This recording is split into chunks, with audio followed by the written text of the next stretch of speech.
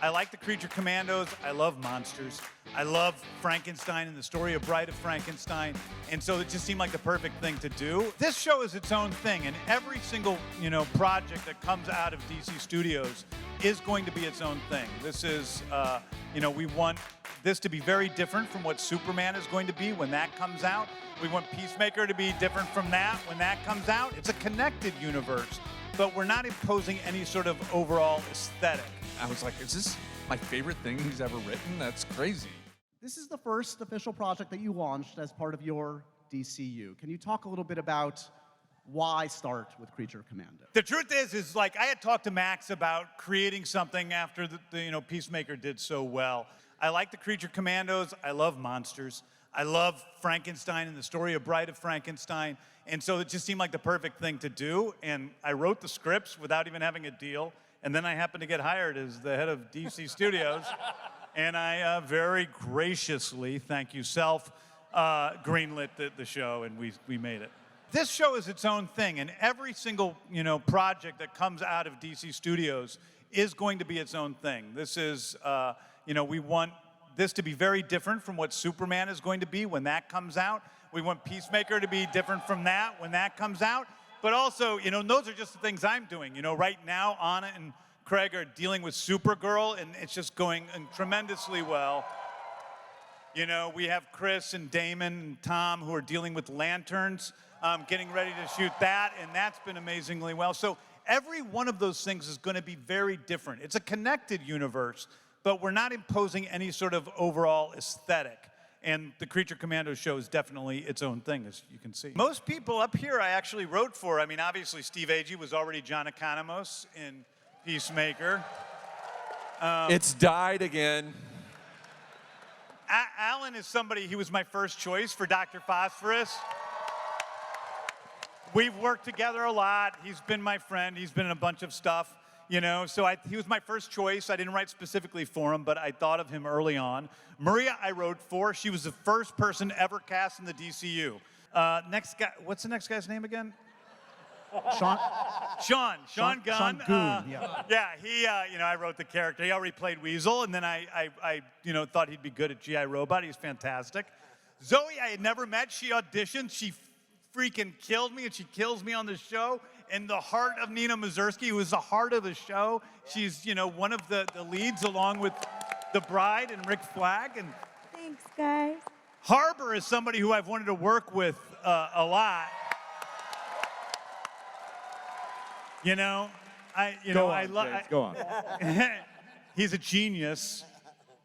Please continue. Yeah, he's the greatest person I've ever met. I think that's good. That's a little much. And then Grillo and I had talked about working together forever. And, we've been, for probably 6-7 years, we've talked about doing something together. And when I came over to DC, I was like, yeah, I think I have the right thing. Yeah, and I paid him some money, and it all worked out in my favor. That's right. So That's thanks, how DC works now, payola.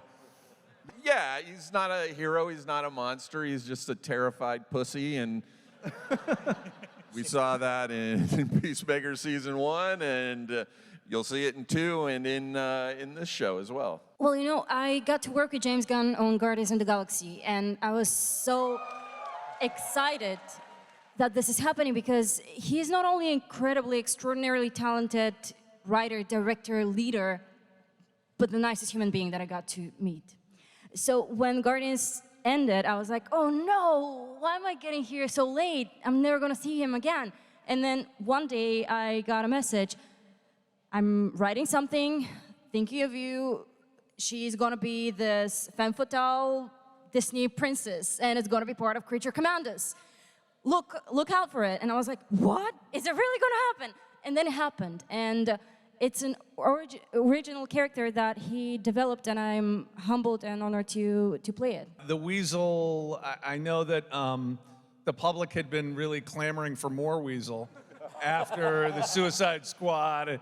It wasn't nearly enough, but it was really cool being able to explore his arc. We get to learn a lot more about the Weasel, for better or for worse, which is very cool. And then of course G.I. Robot, it's nice to play a character that doesn't just screech and squeal and lick, a lot of licking. But G.I. Robot hates Nazis, which I hate Nazis. So it was really, I could immediately have something to sink my teeth into, and I love both these characters. I love this show. It's really, as James is saying, it's one of the, I've been working with him forever, and it was one of my favorite things. I was like, is this my favorite thing he's ever written? That's crazy. And it might be. I just really, really love it. She is an aquatic being. She can only breathe in water. She wears a water suit and a water helmet tank. And at night, she goes to sleep in a bathtub when she takes off her suit. And she's arguably the kindest and most reasonable of this bunch. And even though she has a tragic origin story, yeah, she remains a very open and feeling character, and is kind of the pathos in this season, and I think that's her superpower. How does she eat? Oh, I'll tell you, Frank. She puts food into the chute that's in her collar, and then it bubbles up into her helmet, and then she eats the food. And I really hope we get to do that live action. Yeah, it's interesting. I mean, it's definitely its own take for sure. But, you do have this Frankenstein and the Bride story, which has a bit of a traditional thing to it. And I was, when, he sent me the script, I've loved the character of Frankenstein. I think it's because, it's just sort of in my wheelhouse that if you have like a large person who sort of has the inner workings of a tantrumy 4-year-old, you're gonna want to get David Harbour.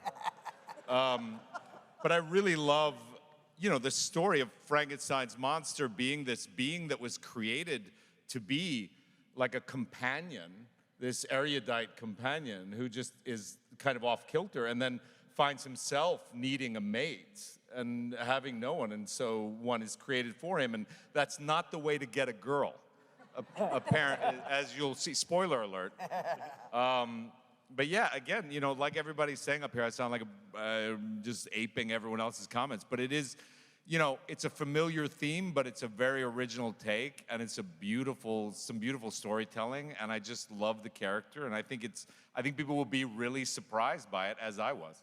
Yeah, I think all of us can agree that when Gunn calls you, I think he got like the couple of words out, and it was like, hey, I got this thing. I went, okay, and that was kind of it.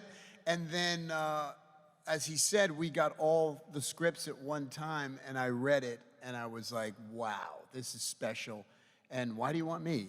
And I, fell in love with it immediately. And it's a character that's kind of in my wheelhouse, like the grizzled ex-military troubled guy who's got to be the straight man and take care of all these maniacs. And it was a lot of fun. I got to work with David in the booth, and I was on the ground most of the time because he had me hysterical laughing for about 4 hours and then crying a little bit. He got me, yeah. There's a bit of a bromance between Frankenstein and Rick Flag Sr., which comes easy when you're working with someone as definitely handsome. Go on. As Go Frank on. Grillo. Go on.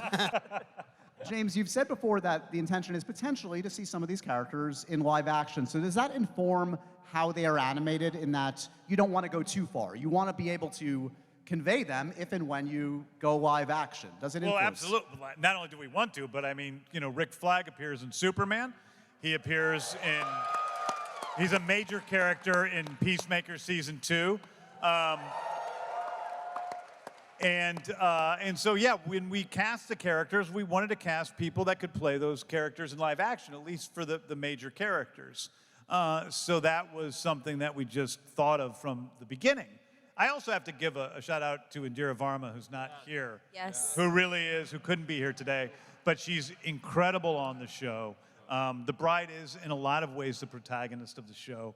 and she's just amazing. And so I just want to mention her. The first episode is, you know, you just see the team come together, but then every episode after that explores the backstory of one of these characters. Not necessarily the origin, in some places the origin, but just something from their past that we see about how they got to the place where they are today. And we get to know these characters in a much more intimate way because of that, and I think it's a really fun way to get to know them. And you see that some of them are a lot better than maybe we think they are at the beginning of the series, and some of them are even worse. You know, because it obviously has links to Peacemaker and the Suicide Squad, and kind of picking and choosing what to retain from those to bring to this. Well, I mean, it's really, for me, it's all first and foremost about story. We don't want anybody coming to Creature Commandos and going, oh, you have to watch the Suicide Squad to understand what happened in Creature Commandos. Oh, you have to watch Peacemaker. We want people to be able to come in this totally blind, and they're totally excited by it. So there's nothing that isn't explained in the show itself. However, there are references to some other things that happened in the past, and those things then become canon in the DCU because we mention them in this show. So we have references to Peacemaker situations. We have, we learn a little bit that, you know, your son died. We learned that, other things that have happened in the past in other media have still happened.